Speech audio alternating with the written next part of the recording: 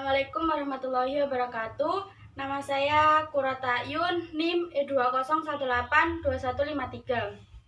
Di sini saya akan mempresentasikan PPT saya yang bertemakan tentang berbagai aspek dalam halal dan haram. Di sini ada beberapa pembahasan. Pembahasan yang pertama yaitu tentang keutamaan mencari yang halal. Keutamaan mencari apa? Di sini saya kaitkan dengan mencari makanan yang akan kita konsumsi, dan makanan yang akan kita konsumsi itu hukumnya halal. Dari sini saya jelaskan dulu dampak memakan makanan yang halal. Memakan makanan yang halal itu memiliki beberapa dampak. Di antaranya yang pertama itu mendapat ridha Allah Subhanahu wa taala. Kenapa seperti itu? Karena makanan yang kita konsumsi adalah makanan yang memang sudah benar-benar diperbolehkan dikonsumsi oleh Allah Subhanahu wa taala. Dampak yang kedua yaitu memiliki akhlakul karimah. Kenapa? Karena setiap seseorang memakan makanan yang baik kan masuk ke dalam tubuh. Nah, respon dari tubuh tersebut akan berdampak baik seperti itu. Yang ketiga yaitu menjaga kesehatannya, karena makanan yang halal itu sudah tentu baik dan juga sudah tentu sehat. Dalam pembahasan keutamaan mencari yang halal di sini ada 4 dalil. Dalil yang pertama yaitu terdapat pada surat An-Nahl ayat 66 yang memiliki arti, dan sungguh pada hewan ternak itu benar-benar terdapat pelajaran bagi kamu. Kami memberimu minum dari apa yang ada dalam perutnya, berupa susu murni antara kotoran dan darah yang mudah ditelan bagi orang yang meminumnya. Susu di sini adalah minuman yang dihalalkan oleh Allah Subhanahu wa taala, dan tentunya susu ini memiliki banyak sekali kalsium yang baik untuk pertumbuhan tulang. Yang kedua yaitu hadis Nabi. Di sini ada 2 hadis. Hadis yang pertama yaitu diriwayatkan oleh Zakaria bin Abi Zaidah dari Al-Sya'bi berkata, saya mendengar Nu'man bin Bashir berkata di atas mimbar, dan ia mengarahkan jarinya pada telinganya. Saya mendengar Rasulullah bersabda, halal itu jelas, haram pun juga jelas. Di antara keduanya adalah subhat. Tidak banyak manusia yang mengetahuinya.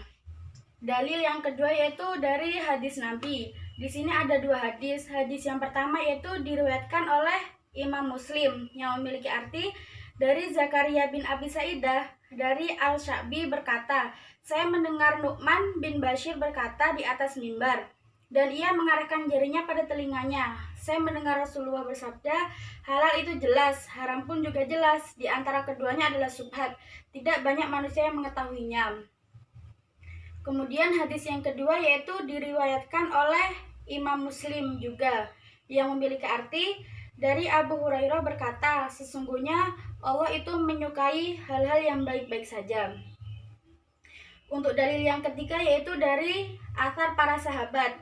Disebutkan dalam sebuah athar yang berbunyi, barang siapa yang memakan makanan yang halal, anggota tubuhnya akan mudah melakukan ketaatan dalam keadaan suka atau tidak suka.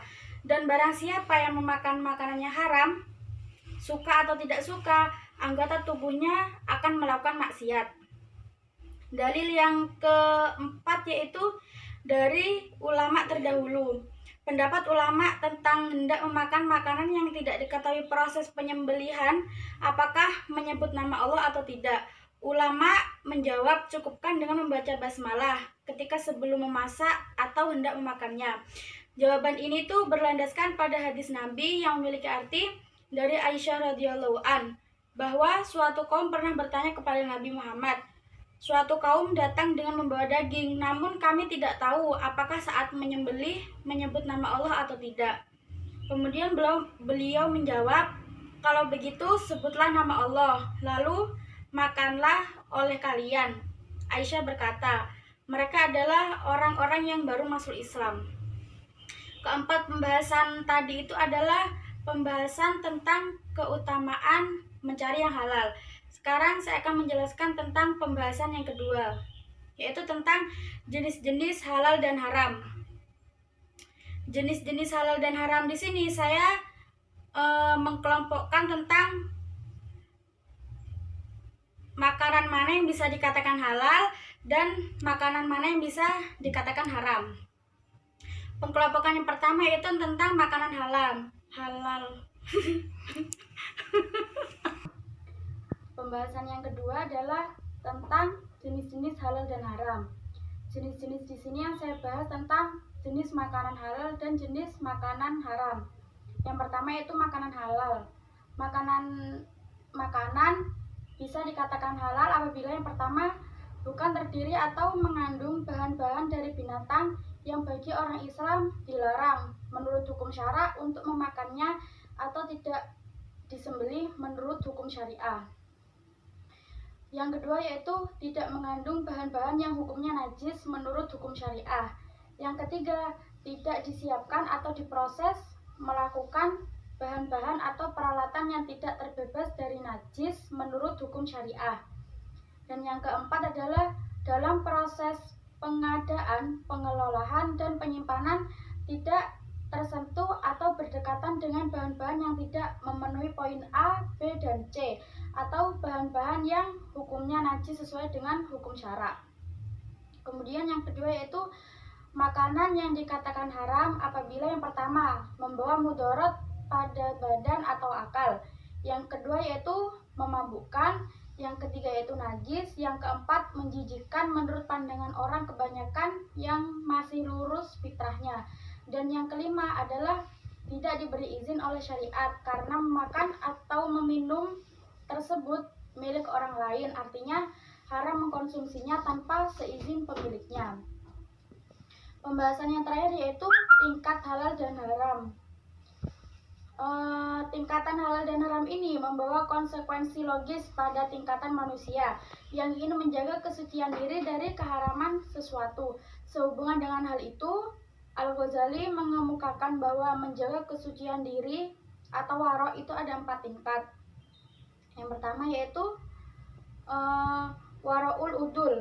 Waro'ul udul sendiri adalah waroknya orang yang menjaga kesucian diri dari melakukan keharaman sesuai dengan apa yang telah digariskan atau dikatakan oleh ulama. Yang kedua yaitu waro'us solihin, artinya tingkatan waro orang yang menjaga kesuciannya dari segala yang menjurus ke arah haram walaupun fatwa seorang ulama membolehkan akan hal itu. Yang ketiga yaitu waro'ul mutakin, yang artinya tingkatan waro orang yang menghindari barang yang diputus tidak haram oleh seorang mufti, juga tidak syubhat tentang halalnya, namun dia takut melakukannya karena khawatir jangan-jangan dia melakukan yang haram. Hal ini namanya menghindari sesuatu yang tidak berbahaya karena takut kalau sesuatu itu berbahaya. Yang keempat yaitu waro'us sodikin, yang artinya tingkatan waro orang yang menjaga diri dari sesuatu yang tidak berbahaya sama sekali dan tidak mengkhawatirkan timbulnya bahaya. Tetapi di dalam memperoleh sesuatu tersebut bukan disadari atas takwa kepada Allah atau khawatir menjurus kepada hal-hal yang mudah menimbulkan kemakmuran atau maksiat. Cukup sekian presentasi dari saya, kurang lebihnya mohon maaf. Wassalamualaikum warahmatullahi wabarakatuh.